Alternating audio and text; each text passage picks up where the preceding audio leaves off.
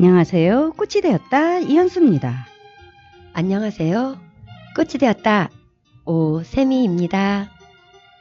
한 해를 마무리하며 서로의 따뜻한 마음을 주고받고 새로운 한 해를 기대하는 12월이지만 올해는 비상계엄으로 인한 사회적, 정치적 혼란으로 국민들의 마음도 요동치는 날들입니다.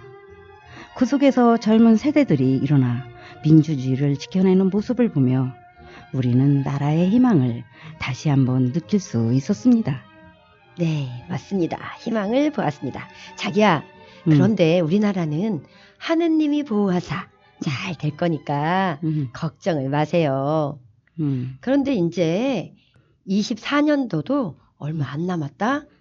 나는 항상 그날이 그날이다 그러면서 어려운 일이 일어나도 별일 아니고 또 중요한 일이 아니야 이러면서 살았는데 올해에는 진짜 다사다난이라는 말이 실감이 날 정도로 좋은 일, 안 좋은 일들이 너무 많은 해였어.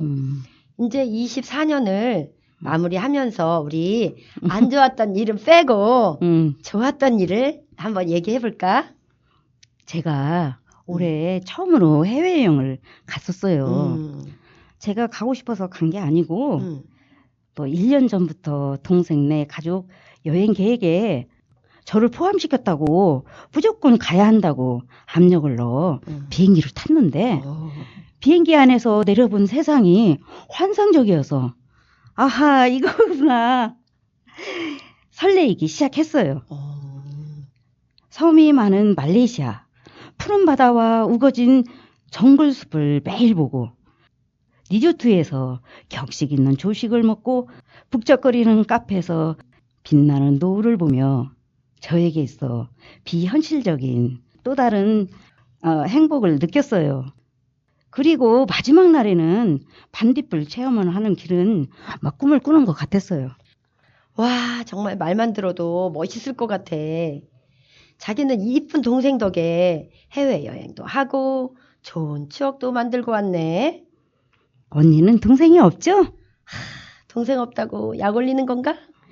제 동생을 말할 것 같으면 저보다 3살 아래인데 전 어릴 때 장애로 엄마에게 절망을 줬는데 동생은 아기임에도 울지도 않고 누워만 있는 엄마 앞에서 재롱을 부려 시리에 빠져있는 엄마를 일으켜준 고마운 동생입니다. 아, 진짜 동생 잘났네.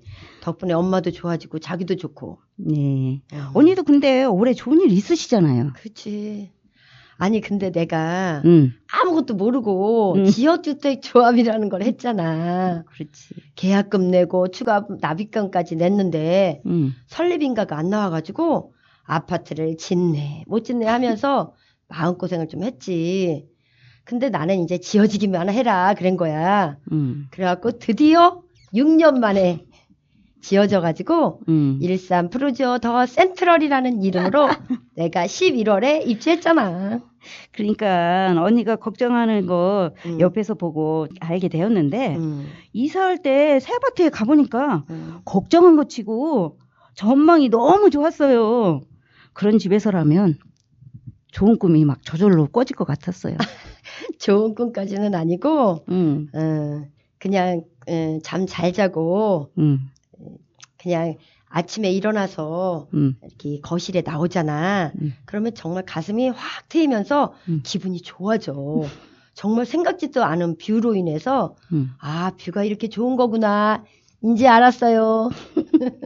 기다림이 헛되지 않아서 다행이에요. 맞아. 언니 올해가 남아있는 시간이 조금 있는데 순간순간 소중히 여기자고요. 제19회 전국장애인 문학제 수상작품집 산문학 권예진 멀쩡한 장애인 흉부와 허벅지에 각각 하나 양 옆구리에 둘 왼쪽 다리 무릎 아래서부터 발목까지 길게 늘어진 흉터들 모두 내가 살아남기 위해 발버둥친 흔적들이다. 5살이라는 이른 나이에 당시 생존율이 40%였던 암을 마주했지만 나는 12번의 수술을 통해 이겨냈다. 병마는 평생 안고 가야 할 장애를 남겼지만 이는 내가 살아남았다는 증표가 되었다. 고통을 자각할 수조차 없는 나이에 겪은 괴로운 기억들은 사실 파편으로 남아있을 뿐이다. 도리어 즐거웠던 기억들이 더욱 뚜렷하게 떠오른다. 통상적으로 어둡고 우울한 공간인 병원이 내게는 안식처이자 놀이터였다. 의사 선생님들과 병원 놀이를 하고 원하는 만화책을 마음껏 빌려 읽을 수 있었다. 휠체어를 타고 멀쩡한 다리로 땅을 박차며 신나게 달렸다. 수술 이후 침대에 누운 채 보았던 천장에 닿을 듯 높은 크리스마스 트리가 선명하다. 힘든 기억으로 남지 않았기 때문일까? 투병 생활이 생애 가장 큰 괴로움이 되지는 않았다. 다만 병마와 싸움보다도 더 고통스러운 외로움이 나를 기다리고 있었다. 유년기를 전부 병원에서 보냈기 때문에 유치원에 제대로 다닐 수 없었고 초등학교에 입학해서야 남들과 다르다는 것을 깨닫게 되었다. 주변에 목발을 짚은 친구도 다리에 두툼한 깁스를 감은 친구도 없었다. 어린 나이에 병원에 왔다는 이유로 내게 호의를 보이는 어른들도 없었다. 내 삶의 배경과 너무나도 다른 환경이었다. 깁스 때문에 입을 수 있는 하의가 없어 수면 바지를 입은 채 휠체어를 타고 등굣길을 달렸던 나는 어쩌면 또래에게 외계인처럼 보였을지도 모른다. 쭉 병원 신세를 져야 했던 중학교 시절까지 나는 계속 이방인 신세였다. 눈에 띄는 장애는 남들과 다르다는 이유로 배척하기 좋은 요소였을 테고 타인과의 관계는 나만의 노력과 의지만으로 해결할 수 없었으니 말이다. 어느 정도 상태가 호전되었던 초등학교 시절 그네를 타다가 발을 바닥에 한 번 부딪혔을 뿐인데 약해진 뼈가 부러진 적이 있었다.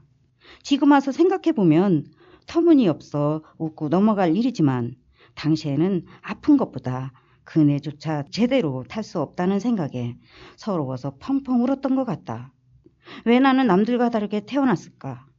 평범하게 살 수는 없는 걸까? 모두가 특별함 하나 없이 살아가는 일상이 부러웠고 평범함이 갈망의 대상이었다. 절뚝거리는 걸음걸이, 보기 드문 민머리, 항암치료가 남긴 자국들이 전부 나를 외지인이라고 말하고 있는 것만 같았다. 수없이 스스로를 갉아먹고 자책하는 나날들이 이어졌다. 평생을 이렇게 살아갈 자신이 없어 두려웠다. 장애를 가졌다고 해서 남들과 다르게 살 이유는 없어. 그 누구보다 가까이서 내 고통을 지켜보고 함께한 존재인 엄마가 괴로워하는 나를 보며 이야기했다. 어쩌면 당연한 말처럼 들릴지도 모르지만 그때는 한평생 안고 가야 할 장애를 부정한다고 한들 소용없음을 알지 못했다. 이후 아픈 곳이 있다고 하여 나의 다른 잠재력까지 무시할 필요가 없었음을 깨닫게 되었다. 다리가 불편하다면 못할 것은 운동선수뿐 아니던가? 이 시기를 기점으로 나는 지나치게 긍정적으로 바뀌었다. 수많은 고비들을 빠르게 성숙할 수 있던 계기로 여겼고 남들과는 다른 경험을 했다는 점에서 자부심을 느꼈다. 병원 도서관에서 종일 머물러 읽었던 책들은 지적 재산이 되었다. 길게 남은 흉터는 17대 1로 싸운 흔적이라며 농담거리로 여길 수 있게 되었다. 장애를 부끄럽게 여긴 적도 없었다. 무더위에도 보란 듯 남들처럼 짧은 옷을 입고 다녔다. 다리가 참 예쁜데 흉터가 있어 안타깝다는 한 아주머니에게 흉터가 있어 더 예쁜 거라며 재치 있게 받아칠 수 있는 여유도 생겼다. 내가 살아있다는 사실에 의미를 부여하고 싶었다. 그래서 주변 어른들이 걱정하실 만큼 모든 일에 열정적으로 덤벼들었다. 하고 싶은 것, 해야 할 것, 가리지 않고 후회하지 않도록 매사 최선을 다했다. 마음은 진심으로 감사했지만 대부분의 배려를 거절하고 비장애인과 동등하게 경쟁했다. 능력을 증명하는 과정들이 진심으로 즐겁고 흥미로웠다. 덕분에 학창시절 내내 체육 수행평가 MVP를 따냈고 체육을 잘하는 학생이 되었다. 고등학교 때 전교생 중 30명만 선정되는 해외 어학연수 프로그램에 참여했다. 결국 나쁘지 않은 성적을 거두어 대학에 진학할 수 있었다. 결국 장애는 내게 원동력이 되어준 셈이었다. 선입견이 나를 규정하는 것을 원치 않았기에 스스로를 증명하고 싶은 마음이 가장 컸다. 장애인 이전에 권예진을 먼저 장애는 그저 수식하는 단어들 중 하나일 뿐임을 보여주고 싶었다. 살아온 과정들이 단순한 비극이 아닌 특별한 이야기가 되길 희망했다. 과연 죽다 살아난 것보다 더 어려운 역경이 또 있을까? 어떤 일을 도전해도 두렵지 않았다는 말은 거짓말이겠지만 해낼 수 있다는 의지가 샘솟고는 했다. 내 삶은 한편의 드라마였고 내가 작가라고 생각하니 살아가면서 많은 도전을 마주하는 일이 도리어 흥미롭게 다가왔다. 힘든 과거를 겪은 사람치고는 아마 엄청나게 긍정적인 심리를 가졌던 셈이다. 덕분에 21살, 짧다면 짧은 시간 동안 굳은 의지를 가지고 많은 것을 이루었다. 장애를 극복하고 힘든 학창시절을 거쳐 대학교에 진학했고 수석까지 차지했다. 오만까지는 아니더라도 열심히 살아온 스스로에 대한 대견함을 느낀다. 원체 열정적인 성격인 까닭에 장애라는 요소가 없었더라도 많은 일을 시도했을 테지만 그 요소가 삶의 가치를 더해 주었다고 생각한다. 이러한 장문 시간에 단 한 번도 소재가 부족한 적이 없었다는 점에서 오히려 이야기가 가득한 삶이 자랑스럽기도 하다. 나는 삶을 계속 꾸려 나갈 것이고 앞으로도 더욱 다양한 이야기가 펼쳐질 것이다. 장애는 영구적이기 때문에 항상 이야기 한 페이지를 꼭 차지하고 있겠지만 슬프지 않다. 과연 어떤 고난이 다가오고 나는 어떻게 극복할 것인지 혹은 얼마나 많은 즐거움이 기다리고 있을지 장애는 결코 이 과정에서 짐덩이가 되지 않음을 잘 알고 있으니 말이다. 장애를 가지지 않는 삶을 살았다면 어땠을 것 같냐? 라는 엄마의 물음에 선뜻 답할 수 없었다. 생각해 본 적이 없었기 때문이다. 장애는 내 삶에서 너무나도 당연한 요소였고 5살 이후로 장애인이 아니었던 적이 없었다. 어쩌면 체육 분야로 나갈 수도 있지 않았을까라는 생각도 웃어넘길 뿐 나는 충분히 지금의 삶에 만족한다. 항암 치료로 생긴 난청, 움직이지 않도록 고정한 발목 때문에 댄스 동아리에 들어가지 못하는 아쉬움, 트라우마 때문에 그네를 2다리 쭉 뻗고 타지 못하는 습관, 현재까지 이어지는 불편함들조차 나 자신의 일부일 뿐이다. 이러한 요소들은 과거에도 있었고 현재에도 있고 미래에도 지속될 것이다. 평생을 이렇게 살아갈 테지만 나는 더 이상 두렵지 않다.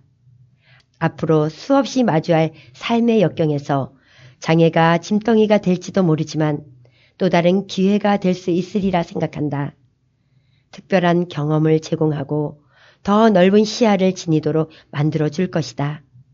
결국 고난이 아닌 내가 성장할 수 있는 또 하나의 발판이 될 것을 기대한다. 이는 내 평생에 걸쳐 해당되는 이야기이다.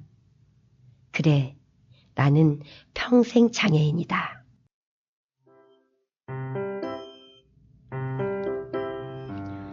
장애를 극복하기도 어려운데 긍정을 넘어 자신만의 삶을 구축해 앞으로 나아가는 건강한 이야기를 읽으며 저도 힘을 얻었습니다. 나도 긍정적인 사람이라고 생각했거든. 근데 이분 앞에서는 긍정을 얘기할 수가 없을 것 같아. 이분은 보통의 사람보다 빨리 깨어가지고 순간순간을 좋은 쪽으로 받아들이니까 인생을 심플하게 살잖아. 그러니까 젊은 열정이 어른이 되어도 식지 않고 긍정의 에너지로 좋은 일이 많이 생기기를 바랄게요. 맞아. 피할 수 없으면 즐겨라. 우리도 즐기면서 살자고. 현수 씨, 25년 얼마 안 남았는데 어떤 계획이 있냐고 물어보면 어려울까요? 어렵지 않아요. 저는 무계획으로 살다가 어쩌다 보니 방송도 하고 언니도 만났어요. 뭐 그래도 새해가 오면 좋은 일이 있을까 기대는 해요. 나도 계획 없이 사는 사람인데, 나는 내일 죽어도 연이 없다 하면서 살아. 근데 아무 일이 일어나지 않았으면 하면서 좋겠다고 생각하는데 이것도 욕심에 들어가나요? 이 욕심은 무슨 아무 일 없는 게 얼마나 좋은 건데요. 평범함이 최고예요. 맞아, 맞아. 근데 언니 내일 모레가 크리스마스잖아요. 우리 청취자님들께 캐롤 음악도 못 들려드리는데 노래는 못하지만 우리가 캐롤 한번 불러보면 어떨까? 아이 부르기 전에 누돌프에 관한 검색을 해보니까 누돌프 사슴코는 1939년 조니 마크스가 작사 작곡을 했으며 이후 영화, 책, 노래 등으로 유명해져서 인기 있는 캐롤이 되었습니다. 빨간 꽃 때문에 놀림을 받던 누돌프는 성탄절밤 산타 할아버지의 요청으로 썰매를 앞에서 끌며 친구들의 사랑을 받게 되었지요. 루돌프가 코가 이제 빨갛해서 어두움을 밝히는 등대처럼 빛나가지고 산타를 도와주는 중요한 역할을 하게 된 거네. 그런 거죠.